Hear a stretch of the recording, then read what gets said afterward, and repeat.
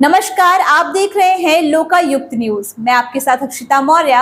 आइए रुक करते हैं खबर की ओर। धर्मनगरी में ताबड़तोड़ फायरिंग, आश्रम में कब्जे को लेकर चली गोलियां, 2 घायल, नामजद अज्ञात के खिलाफ मुकदमा दर्ज। उत्तर प्रदेश के धर्मनगरी वृंदावन मथुरा में नगर के प्राचीन वन विहार आश्रम में बीती रात अवैध रूप से कब्जे के प्रयास में फायरिंग करने का मामला सामने आया है।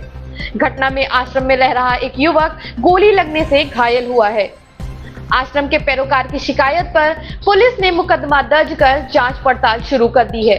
घटना में घायल लोगों का चिकित्सकीय परीक्षण कराया गया है। खबर है कि राम नरेती परिक्रमा मार्ग स्थित प्राचीन वन विहार आश्रम में बीती देर रात अवैध कब्जे को लेकर आपसी विवाद हो गया।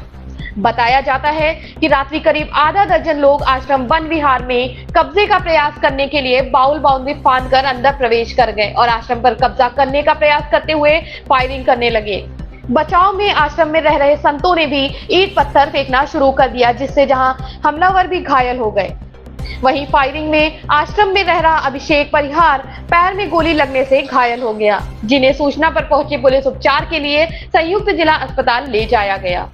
सोमवार की सुबह पुलिस ने आश्रम के पैरोकार राम निवास शिष्य महंत ललिता शरण की शिकायत 6 नामजद सहित अन्य लोगों के विरुद्ध संगीन धाराओं में मुकदमा दर्ज कर मामले की जांच शुरू कर दी गई है। आश्रम केयरटेकर स्वाति शुक्ला ने बताया कि आश्रम की लगभग 6 एकड़ भूमि को लेकर कोलकाता के रहने वाले अरुण शर्मा पुत्र स्वर्गीय गोपाल शर्मा से न्यायालय में मुकदमा चल रहा था। उक्त मामले में न्यायालय ने 2022 में फैसला उनके हक में दिया था। रविवार की रात्रि अरुण शर्मा ने पुनः अपने आदमियों के साथ कब्जा करने का प्रयास किया था, जिसमें जहां आश्रम के व्यक्ति पैर में गोली लगने से घायल हुआ है, वहीं एक अन्य व्यक्ति के पैर से गोली छूकर निकल गई। इसके अलावा कई लोग घायल भी हुए हैं। पीड़िता ने बताया कि पुलिस उक्त मामले में गंभीरता नहीं बरत रही है। आश्रम पर हुए हमले के बाद आश्रम के चौकीदार को हिरासत में लिया गया है। वह पुलिस कार्यवाही से संतुष्ट नहीं है। आश्रम में मिले साक्ष्यों को लेकर वह न्यायालय की शरण लेंगी। क्या नाम है आपका? अभिषेक परिवार। क्या मामला है आप यहाँ आए? ये हमारे टूबीकुंज आश्रम है, वहीं की संस्था है, ये प्राचीन वन विहार। जी। तो पहले किसी ने कब्जा कर लिया था, तो अभी हमारे पक्ष में आ गया। बहुत काफ़ी महीने से 7-8 महीने हो गए। तो वही विरोधी टीम आई थी और उन्होंने मतलब आगे पहले बाउंड्री पे गाली गलौज की। तो हमारे सभी लोग थे, उन्हें मना की, मतलब वैसी बातचीत हुई तो वो सीधे कट्टा लेके अंदर ही कूदा है और 7-8 लोग सीधे मतलब कट्टा चलाने लगे और फायरिंग हुई। ये चोट लगी। कितने लोग घायल हुए? मैं और ये पुजारी हैं। 2-3 बाबा। कहाँ के रहने वाले हैं ये लोग? मैं MP का हूँ, दतिया का। नहीं, ये लोग कहाँ के जिन्होंने फायर किया? कलकत्ता का अरुण शर्मा। नहीं, किस जगह के हैं? वृंदावन में किस जगह के? ये तो आपसे रंजिश कैसे है? ये से रंजिश नहीं थी ना, तो ये हम शिष्य ना टूबीकुंज के। जी।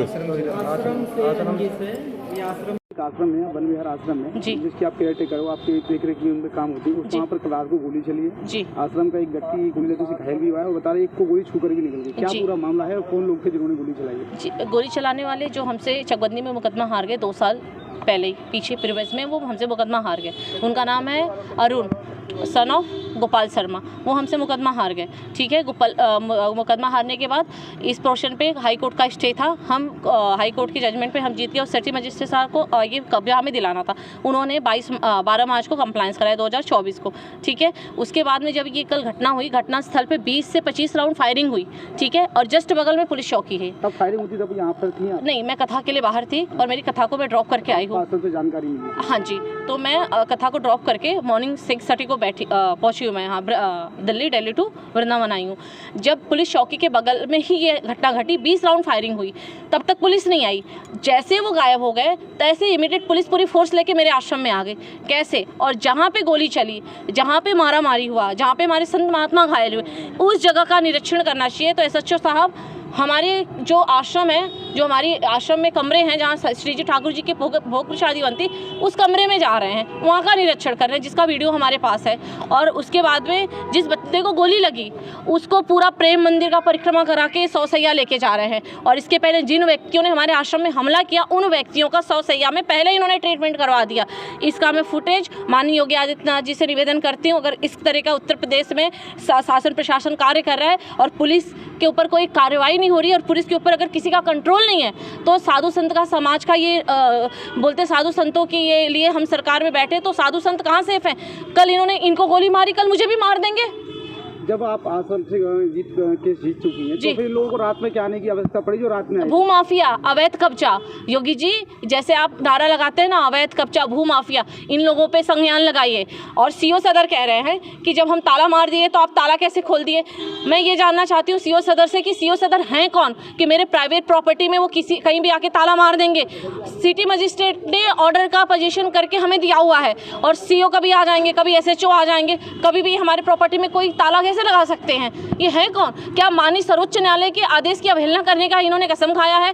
कोर्ट के आदेश का अनुपालन ये नहीं करेंगे, शासन प्रशासन इनके ऊपर कोई कार्रवाई नहीं करेगी, तो भैया कैसे साधु संतों की समाज चलेगी? आप कैसे कह रहे हो कि ये साधु संतों की समाज है? इस खबर में बस इतना ही। बने रहिए लोकायुक्त न्यूज के साथ।